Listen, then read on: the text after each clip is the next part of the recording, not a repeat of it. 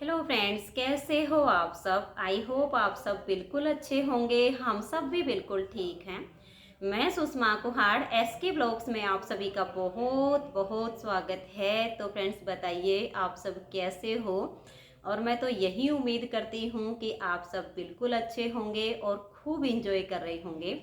अभी शाम के 4 बजने वाले हैं और आज है 11 मार्च, आज है महाशिवरात्रि। तो आप सभी को महाशिवरात्रि की बहुत बहुत शुभकामनाएं। और मैं तो परमपिता परमात्मा के चरणों में प्रार्थना करती हूँ कि भोलेनाथ आप सभी की सारी मनोकामनाएं पूरी करें, आप सभी के घरों में खुशियाँ ही खुशियाँ आए। और अभी सब काम से फ्री होके बैठी थी तो सोचा आप सबके साथ थोड़ी देर बात कर लेती हूँ। और ये वाली वीडियो आप सभी को आज ही भेज देती हूँ। ब्लॉग मैं आज इवनिंग टाइम से बनाऊंगी, मॉर्निंग टाइम से मैंने ब्लॉग की स्टार्टिंग नहीं की है। तो फ्रेंड्स, ये आज किस किस ने उपवास रखा है आप सब मुझे कमेंट्स करके ज़रूर बताइए। पहले तो मैं भी उपवास रखती थी, लेकिन शादी के बाद मैंने उपवास करने छोड़ दिए। पहले तो ये लगा लीजिए कि 1 वीक में 3 से 4 तो मेरे उपवास ही हो जाते थे। सोमवार, मंगलवार, फिर शुक्रवार, अमावस्या, पूर्णिमा, तो ये सारे मैं उपवास रखती थी। कई बार होता था जैसे सोमवार का भी मेरा उपवास हो गया, मंगलवार का भी हो गया। कई बार बुधवार को पूर्णिमा आ जाती थी तो 3 दिन लगातार मेरा उपवास होता था। फिर वीरवार को छोड़ के शुक्रवार को फिर मेरा उपवास होता था। तो मैं बहुत ज़्यादा उपवास रखती थी। लेकिन शादी करके जब मैं यहाँ पे आई तो यहाँ मुझे सत्संगी परिवार मिला जो कि उपवास करने में बिलीव नहीं करते थे ये। और जैसे कि शुक्रवार का मैं व्रत रखती थी तो उस दिन गुड़ और चने का प्रसाद बांटा जाता है। जब मैं प्रसाद बांटती थी तो कई बार ऐसा होता था कि विशाल के दादाजी आ जाते थे घर पे उस टाइम पे। और फिर जितने भी सदस्य घर में होते हैं प्रसाद तो सबको ही देना होता है, मैं उनको भी प्रसाद देती। तो बच्चों से पूछते कि तुम्हारी काकी ने ये किस लिए बांटा है, तो बच्चे बता देते कि आज काकी ने व्रत रखा है। और फिर तो उनका इतना लंबा चौड़ा प्रवचन होता था। सच बताऊं उस टाइम पे मुझे समझ नहीं थी, क्योंकि उम्र कम थी, अनुभव नहीं था, ज्ञान नहीं था। तो उनकी बातें सुन के मुझे अंदर से बहुत बुरा लगता था कि एक तो मैं इनको प्रसाद देती हूँ और ऊपर से ये इतनी सारी मुझे बातें सुना देते हैं। बहुत बुरा लगता था। लेकिन फिर धीरे धीरे करके और कुंठित मन से ही मैंने सारे व्रत जितने मैं करती थी, मैंने उपवास सारे छोड़ दिए। लेकिन सभी व्रतों का मैंने उद्यापन किया और बाद में छोड़े, क्योंकि कहा जाता है कि अगर आप व्रत रखते हो तो बिना उद्यापन के उनको नहीं छोड़ना चाहिए। तो मैंने सोमवार के व्रत करती थी उनका उद्यापन किया, मंगलवार के व्रत करती थी उनका उद्यापन किया, शुक्रवार के व्रत थे उनका भी उद्यापन किया, पूर्णिमा, अमावस्या, सारे उद्यापन करने के बाद मैंने सब व्रत करने छोड़ दिए। कि एक तो मैं व्रत करती हूँ, ये लोग तो कुछ करते नहीं हैं और मुझे भी नहीं करने देते। मुझे सच में उस टाइम पे बहुत बुरा लगता था, अच्छा नहीं लगता था जब मुझे कोई कुछ बोलता था। लेकिन अब जाके इन बातों की मुझे समझ आ चुकी है कि हमें व्रत क्या करना चाहिए, कैसे करना चाहिए, उपवास क्यों करना चाहिए, उपवास का क्या अर्थ होता है। क्योंकि उस टाइम पे नॉलेज नहीं थी, सिर्फ एक बचपना था। क्योंकि 18 साल की उम्र में मेरी शादी हो गई थी। 18, 19, 20 साल की उम्र तो ऐसी होती है, एक मस्ती की उम्र होती है, कुछ समझ ही नहीं होती है इतनी।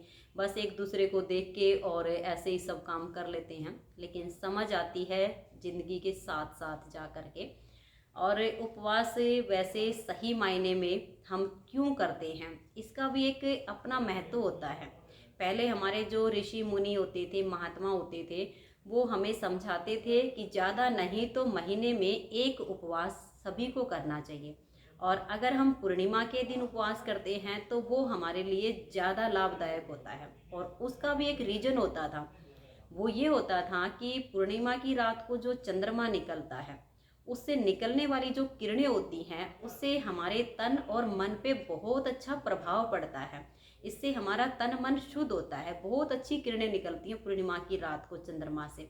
तो इस वजह से हमें पूर्णिमा का व्रत करने की सलाह दी जाती थी।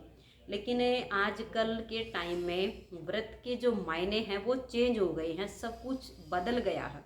उपवास का मतलब हर किसी को नहीं समझ में आता है कि उपवास क्यों किया जाता है, व्रत हमें किस चीज़ का करना चाहिए ये भी नहीं समझ में आता है।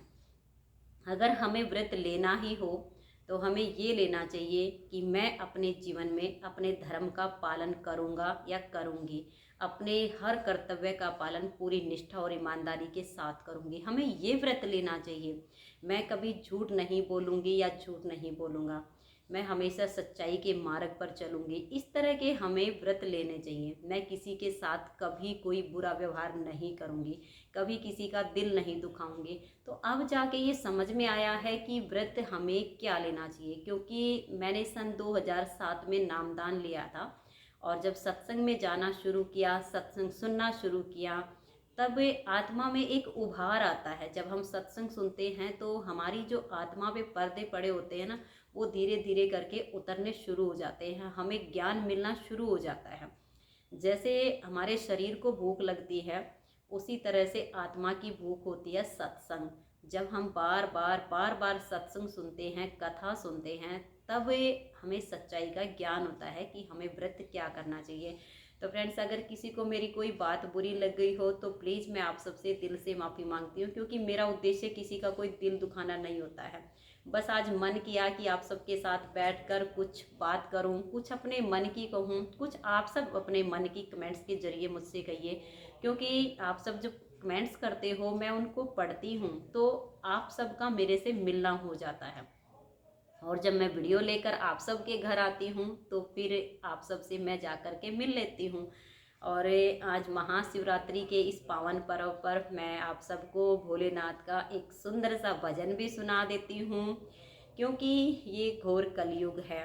और जब माता पार्वती शिव भोले बाबा के साथ घूमने के लिए भ्रमण पर निकलती है, माता पार्वती का जो हृदय है वो बहुत ही निर्मल है, बहुत ही दयालु है। माता पार्वती किसी का दुख देख ही नहीं सकती है, जिस किसी को दुखी देखती है तो कहती है भोलेनाथ इनकी मदद करो।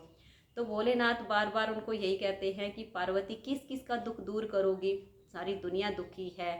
और फिर पार्वती कहती है किसी को अगर बुरा कर्म करते हुए देखती है या कुछ और देखती है, कहीं गलत होते देखती है, तो पूछती है भोलेनाथ से कि भोलेनाथ ये तेरी दुनिया में क्या हो रहा है, ये ऐसा क्यों हो रहा है। तो भोलेनाथ कहते हैं ये तो कलयुग का प्रभाव है, और कलयुग में प्राणी हर काम उल्टा ही करता है। तो कलयुग के ऊपर ही मैं भोलेनाथ का एक सुंदर सा भजन सुना देती हूँ।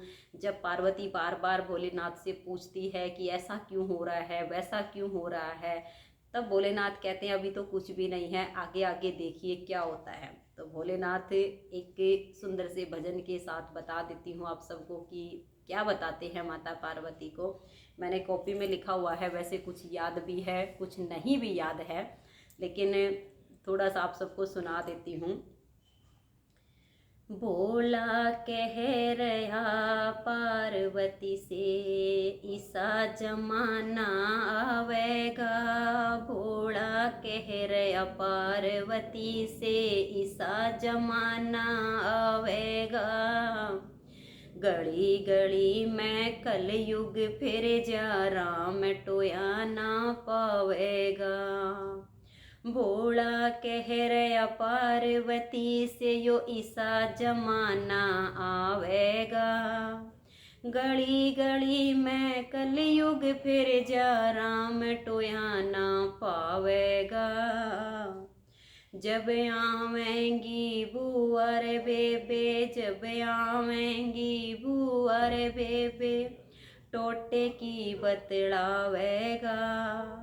जब आवेंगी साड़ी सपटी, 100 के नोट दिखावेगा। भोला कह रहा पार्वती से यो ऐसा जमाना आवेगा, गली गली में कलयुग फिर जा राम टोया ना पावेगा। जब आवेंगे भाण जाए भाण जी, जब आवेंगे भाण जाए भाण जी, दलिया रांध खवावेगा। जब आवेंगे साड़िया के बालक, हलवाए खीर खिलावेगा। गली गली में कलयुग फिर जा राम टोया ना पावेगा। भोला कह रहा पार्वती से यो ऐसा जमाना आवेगा, घड़ी घड़ी में कलयुग फिर जा, राम टोया ना पावेगा। जब आवेंगी जननी माता, पाड़े पाड़े के खावेगा।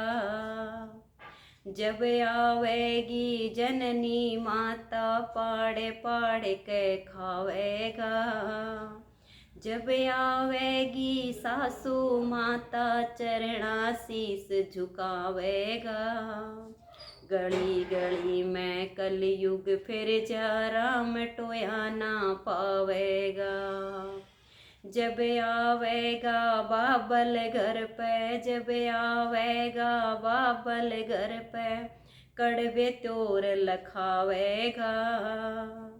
जब आवेगा बाबुल घर पे, कड़वे तोर लखावेगा। जब आवेंगे ससुर साहब, तो दुख सुख की बतलावेगा। गली गली में कलयुग फिर जा, राम टोया ना पावेगा। भोला कह रहा पार्वती से, यो ईसा जमाना आवेगा। गली गली में कलयुग फिर जा, राम टोया ना पावेगा। धर्म कर्म की रे बात करेगा, गर्दन पे छुरी चलावेगा। धर्म कर्म की रे बात करेगा, गर्दन पे छुरी चलावेगा। राम नाम का ढोंग रचा के, राम नाम का ढोंग रचा कर, काला धन कमावेगा। गली गली में कलयुग फिर जा, राम टोया ना पावेगा।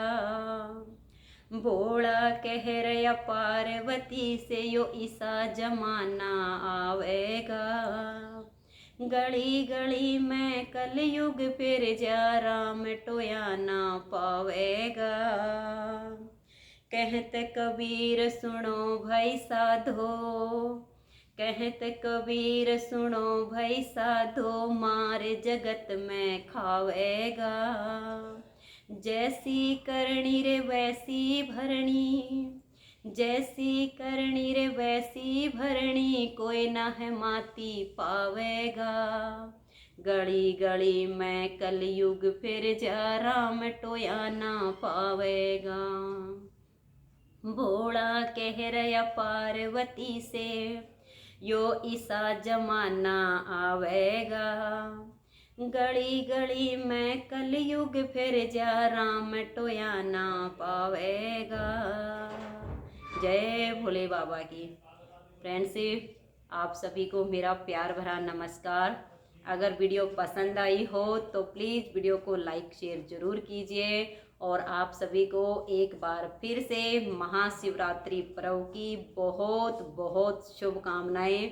तो आज की इस वीडियो में आप सबसे विदा लेती हूँ और कल के ब्लॉग की स्टार्टिंग अब इवनिंग टाइम से शुरू करूँगी। आज मैंने ब्लॉग स्टार्ट किया नहीं है सुबह से, अब स्टार्टिंग करूँगी। जैसा भी होगा कल के ब्लॉग में आप सबके साथ शेयर करूँगी और कल आप सबसे फिर मिलूँगी। तो आज की इस वीडियो में इतना ही। तब तक के लिए नमस्कार, बाय बाय, राधे राधे, जय श्री राधे।